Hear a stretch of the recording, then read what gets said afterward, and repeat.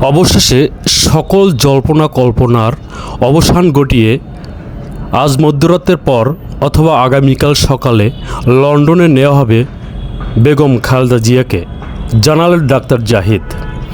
উন্নত চিকিৎসার জন্য আজ মধ্যরাতের পর অথবা আগামীকাল শুক্রবার সকালে লন্ডনে নেওয়া হবে বিএনপির চেয়ারপারসন বেগম খালেদা জিয়াকে। কাতারের এয়ার অ্যাম্বুলেন্সে করে তাকে লন্ডনে নেওয়া হবে বলে জানানো হয়েছে। বৃহস্পতিবার সাংবাদিকদের এসব তথ্য জানিয়েছেন খালেদা জিয়ার ব্যক্তিগত চিকিৎসক ও বিএনপি স্থায়ী কমিটির সদস্য ডাক্তার AZM জাহিদ হোসেন।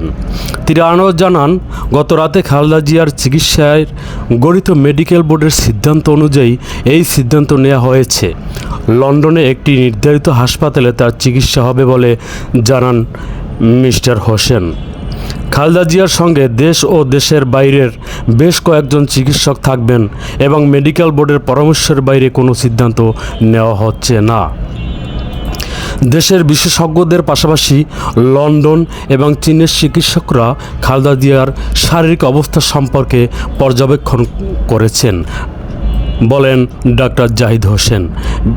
বিমানে খালেদা জিয়ার সঙ্গে দেশের কয়েকজন বিশেষজ্ঞ চিকিৎসকের পাশাপাশি 2 জন বিদেশি চিকিৎসক এবং অ্যারোনটিক্যাল ফিজিশিয়ান থাকবেন বলেও জানান তিনি।